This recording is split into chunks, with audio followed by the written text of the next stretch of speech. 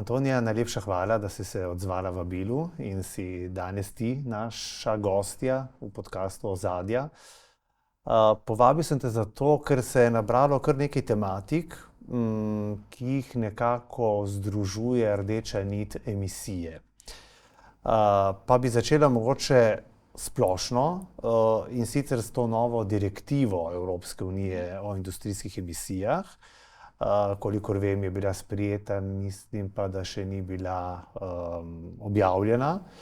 Pa tudi sicer, če bi bila, imajo države članice 22 mesecev časa, da jo potem prenesejo v svoj pravni red. Pa me zanima najprej nasplošno, kaj ta direktiva prinaša novega in kako bo vplivala na slovensko gospodarstvo.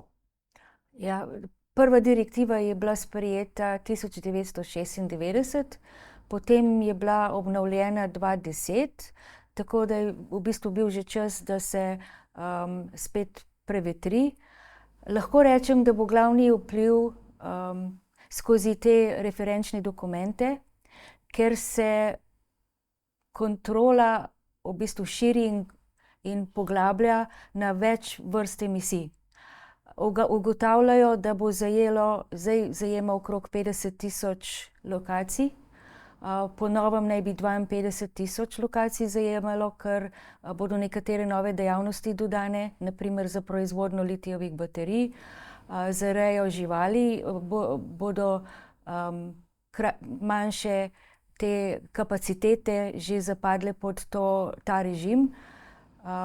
Potem je zelo pomembno tudi pridobivanje različnih kovinskih materialov v luči teh naših kritičnih in strateških surovin, ki jih rabimo v Evropi.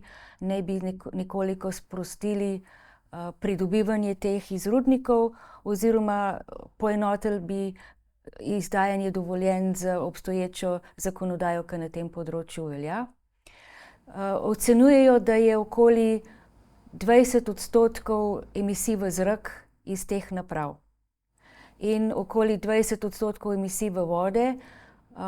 Po preverbi stanja in učinkovitosti te direktive so ugotovili, da je dokaj velik učinek imela na področju zraka. Želijo pa zaostriti pogoje za emisije v vode, tudi glede na stanje voda. Želijo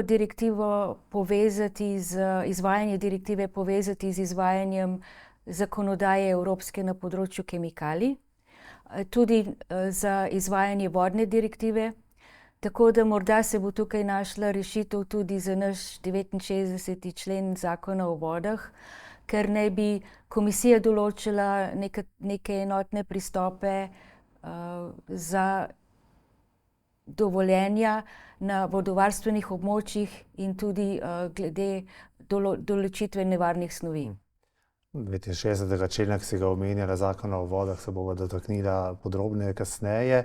Mogoče sem še to pojasnilo, ta direktiva prinaša bolj kot ne neko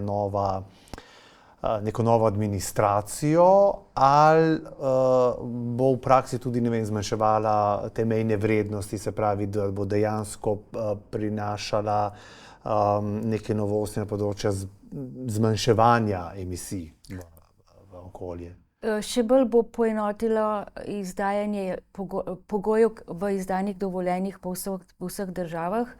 Do zdaj so bile te referenčne mejne vrednosti, ki se da doseči z neko tehnologijo določene v razponu od do, in so države članice imele možnost, da so v bistvu se odločile ali proti višji mejni vrednosti ali proti nižji.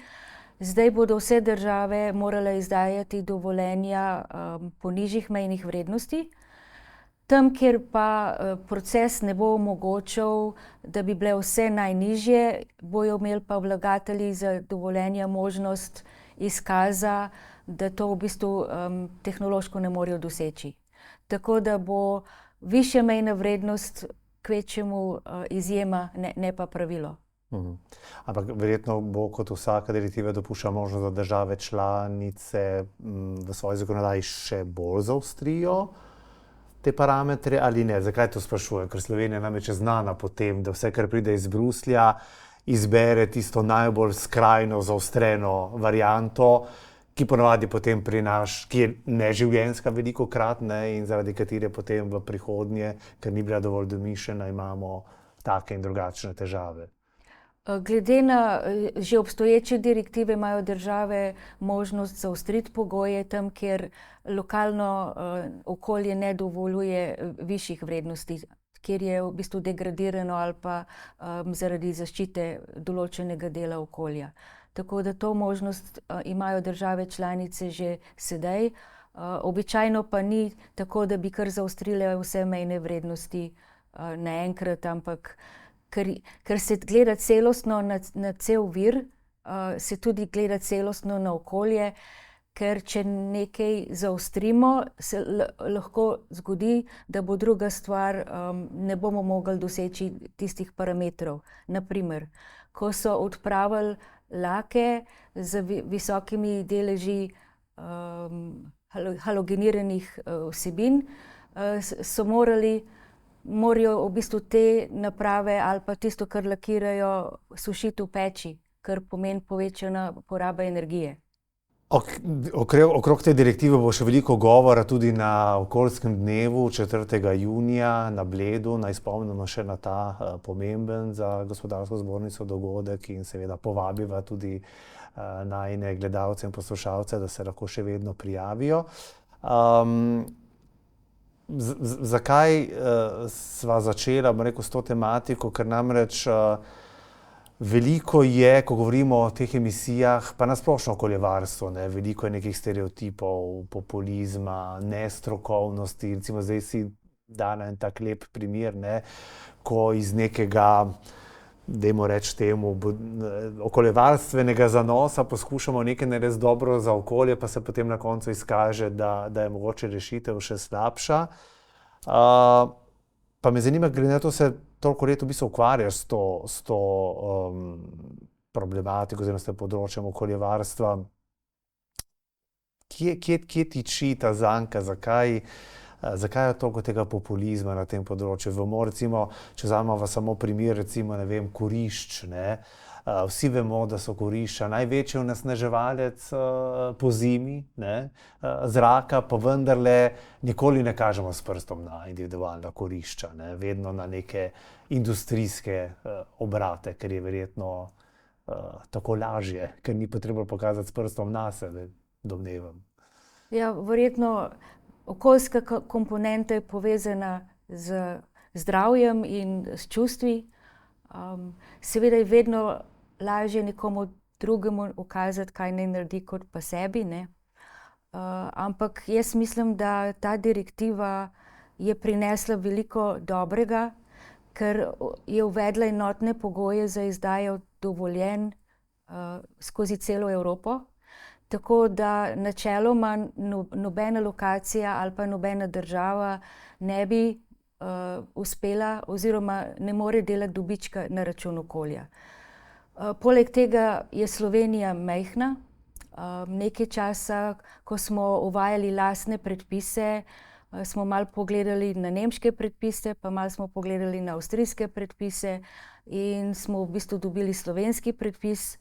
In je to velika olajšava, da obstaja neki tehnološki biro, ki zbira informacije iz cele Evrope, preverja tehnologije, določa, katere so najboljše razpoložljive in kakšne mejne vrednosti je možno doseči v določeni dejavnosti.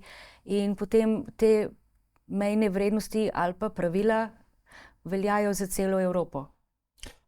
To, ko meniš te tehnologije, verjetno misliš na BAT tehnologije.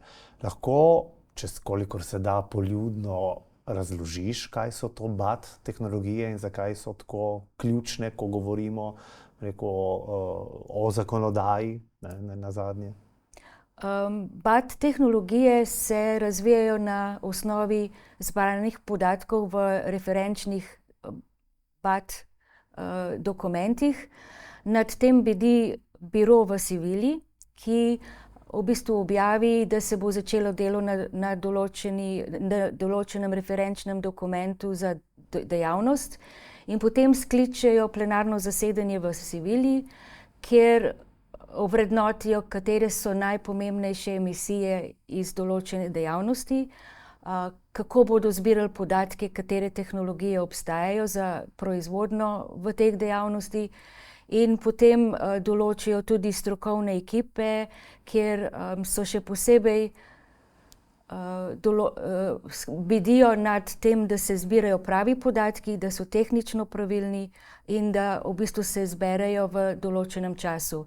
Ker je priprava teh referenčnih dokumentov je zelo zahteven proces in traja nekaj let, tudi do 4 leta. S tem, da podjetja iz cele Evrope sodelujejo pri oddaji podatkov, tehnološko se pa ovrednoti, kaj so to možne najboljše razpoložljive tehnike. Potem pa sledi še eno plenarno zasedanje, kjer sodeluje ne samo industrija, ampak tudi nevladne organizacije, raziskovalne ustanove, inštituti, kjer v bistvu prevetrijo te podatke. Včasih morajo tudi se pogovoriti za kakšen kompromis, ker sem povedala, da je treba na okolje gledati celostno. Včasih nekaj izboljšamo, pa na račun tega lahko nekaj drugega poslabšamo. Tako da se pripravi dokument, kaj bi bile najboljše razpoložljive tehnike, ki ga potrdi Evropska komisija, in ko Evropska komisija to kot uredbo objavi, velja neposredno v vseh državah članicah za to dejavnost in imajo podjetja 4 leta časa, da se dejansko prilagodijo in tudi pridobijo novo dovoljenje. Če poskušam poenostaviti, se pravi, je ta dokument najširši možen kompromis strokovnjakov iz najrazličnejših področij in strok, ki potem velja na ravni celotne Evropske unije. In iz tega zdaj vprašanje, pa se bom navezal na izkušnjo, ki smo imeli v letošnjem letu z spremembami zakona o okolju. Pustimo ob strani, da v bistvu so bile te predlogi sprememb tega zakona pisani na kožo enega podjetja, kar je po mojem mnenju nesprejemljivo, da se zakonodajalec ukvarja se pravi samo z enim podjetjem. In tudi rešitve, ki so bile znotraj teh sprememb pol na koncu tudi potrjene, če sem pravilno takrat razumel, niso sledile, pa niso skladne s temi zaključki BAT. Se pravi, ko je mogoče nek dokument, ki naj bi veljal za celo Evropo, enak za vse države, ga Slovenija pa na nek način povozi?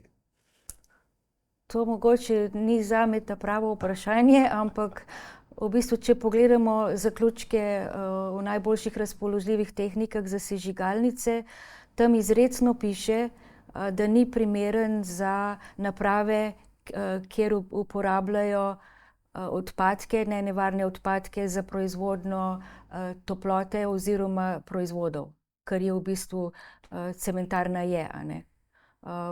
Tako da bomo še videli, kaj se bo na evropskem nivoju ugotovilo glede te odločitve Slovenije. In v bistvu obstaja pa tudi kar nekaj vprašanj, če je to ustavno skladno in vse pravilno. Ja, to je zaskrbljujoče, če se gremo oziroma če se s tako pomembnimi strokovnimi vprašanji ukvarja nestrokovna javnost, dobimo potem rezultat, kakor smo dobili s to spremembo. Pa se ne bova pretirano ukvarjala s tem vprašanjem, ker je bilo o tem veliko govora, pa tudi vemo, da se v končni fazi pripravlja tudi že nov predlog spremembe, se pravi zakona o okolju 3. Tako da upamo, da bodo potem v teh spremembah popravili napake za nazaj. Bi se navezal še na en vidik emisij, tokrat emisije vode. Tudi sama se na začetku omenila ta famozni 69. člen zakona o vodah, ki na nek način zaradi nekega spleta okoliščin, mogoče če samo na kratko razložiš tudi ta vidik vezan na te sodne obravnave. Na nek način preprečuje 60 obratom, če sem pravilno obveščen, v Sloveniji, da bi lahko, ki so nastanjeni na vodovarstvenih območjih, da bi lahko karkoli vlagali, bodisi v razvoj, v prenovo ali karkoli, kar je po eni strani absurdno, ker v bistvu jim onemogoča tudi vlaganje v modernizacijo teh obratov in z modernizacijo bi lahko bili, manj nevarni za okolje, oziroma pač bi s tem zmanjševali tveganje za okolje. V bistvu lahko ugotovimo, da ta zakon je v bistvu relativno star, in v tem času, tudi odkar je bila sprejeta direktiva, se je zelo razvila zakonodaja, evropska zakonodaja skupna na področju kemikalij. In to tudi ugotavlja sprememba te IED direktive, kjer predvideva, da bi morali bolj poenotiti zakonodajo na vodah, izdajo dovoljenj, pa določitev teh nevarnih snovi. Tako da predvidevajo v bodočih referenčnih dokumentih večjo pozornost tudi čim večjemu izločanju nevarnih snovi in sodelovanje Evropske agencije za kemikalije, ki je za to pristojna, in neko poenotenje, kaj so to nevarne snovi, ker mislim, da eno od težav, ki jih povzroča tudi zakon, je to, da lahko zelo na široko razumemo, kaj so to te nevarne snovi, ne glede na to, ali so dejansko nevarne na okolju, ne glede na to, na katerem delu vodovarstvenega območja se naprava nahaja, in ne glede na to, kakšne tehnične ukrepe ima podjetje, da v bistvu preprečuje nezaželene izpuste ali izpuste tudi tako, Ampak ta status quo se vleče zdaj že koliko, 2 leti? Ja, v bistvu je bilo odločitev upravnega sodišča, kjer so ugotovili, da če je naprava na vodovarstvenem območju, če so prisotne nevarne snovi, če poteka gradnja, ne glede na to, ali je bilo izdano gradbeno dovoljenje ali ne, in če je potrebno okoljevarstveno soglasje, kar nas napotuje na to, da je to neki večji poseg, ne more upravni organ drugače odločati kot negativno. Tako da v bistvu so v stiski podjetja, ki morajo zdaj delati načrte za zeleni prehod. To tudi predvideva ta nova direktiva, ki določa, da morajo energetsko intenzivna industrija pripraviti te načrte do 2030 in te načrte vdelati v svoj sistem ravnanja z okoljem, kar bo javno objavljeno. Druge naprave, ki niso energetsko intenzivne iz te dejavnosti, pa po 2030. In gotovo so to take spremembe v tehnologijah, da bo potrebno okoljevarstveno soglasje. In potem se lahko vprašamo, kaj lahko podjetje naredijo, kljub temu, da gre vse v smer zmanjševanja emisij, ker tudi Evropa govori o tehnologijah ničelnih emisij, o zmanjšani rabi fosilnih goriv, tudi varnost in zdravje ljudi, ki delajo v teh napravah, je pomembno. In vse to je ogroženo zaradi tega, ker imamo tako togo razumevanje evropskih predpisov. Verjetno moramo pojasniti, teh kategorij območij vodovarstvenih je več, zdaj ti obrati seveda se ne nahajajo na prvovrstnih vodovarstvenih območjih, da ne bo napačno razumljeno. Mislim, da se nas večina strinja, da tisto najožje vodovarstveno območje, kjer v bistvu se oskrbujemo vsi s pitno vodo, da tisto lahko ostane brez snovi in niti podjetja nimajo interesa, da bi tam delovala. Moramo pa vsi razumeti, da tam, kjer je voda, so naselja, in kjer so naselja, so tudi določene industrijske naprave, in da se je to razvijalo tekom stoletij, ta območja, tako da verjetno ni bilo mišljeno, da bi morali vsa ta podjetja kar ukiniti in da se ne bi mogli posodabljati. Kje pa ti mogoče vidiš rešitev zdaj tega statusa quo? Kaj bi bila mogoče najbolj hitra in racionalna poteza, ki jo bi lahko pač odločevalci sprejeli, da bi, ker to res ni razumljivo, ne, da si lahko predstavljamo, kaj pomeni za eno podjetje, da toliko let ne mora ničesar delati na svojih obratih, niti kot praviš vlagati v razvoj, v razogljičenje, v zmanjševanje energetske odvisnosti, samo zaradi tega, ker zaradi togega razumevanja zakonodaje. Imamo primer enega podjetja, ki je na polovico v vodovarstvenem pasu, ostalo polovico pa izven. Tako da so zelo zanimivi primeri, oziroma verjetno podjetje ne bi rekla, da so zanimivi, ne. Vsekakor bi morali definirati, katere nevarne snovi. Delno so te snovi že definirane, ker podjetja, ki imajo IED okoljevarstveno dovoljenje, pripravijo tudi izhodiščno poročilo, če imajo na svojih lokacijah nevarne snovi, ki so nevarne ali za podzemne vode ali za tla. Vsekakor bi bilo zelo smiselno preveriti te poročila, ki jih podjetja drago plačujejo, ker v bistvu prevetrijo vse snovi, ki jih imajo na lokaciji in določijo tiste, ki so zadevne nevarne snovi. To pomeni, da imajo neki potencial ali za onesnaženje tal ali za vode.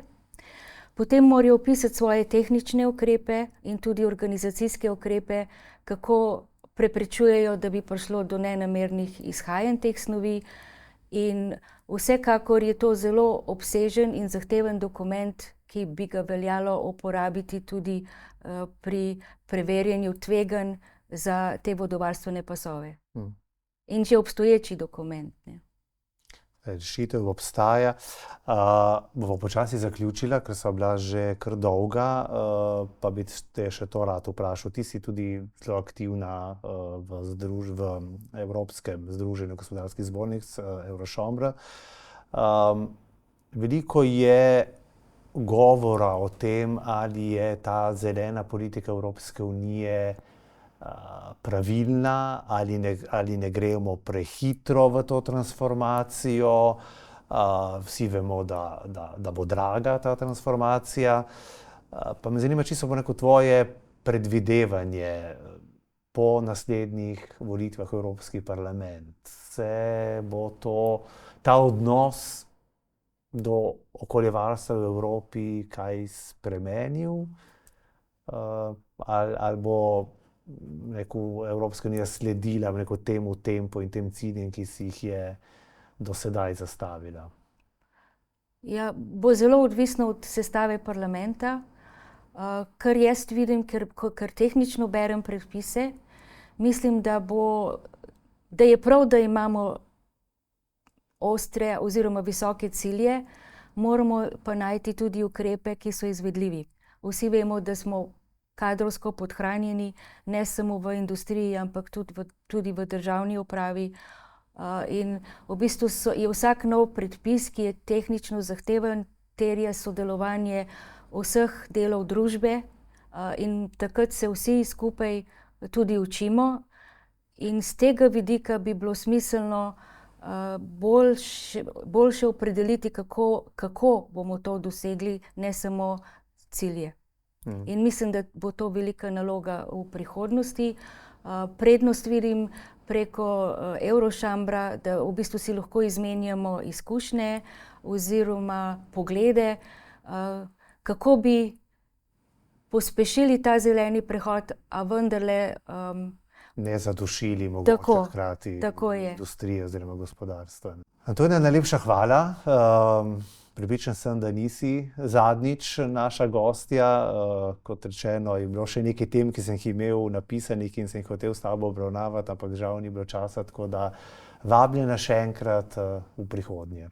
Hvala lepa.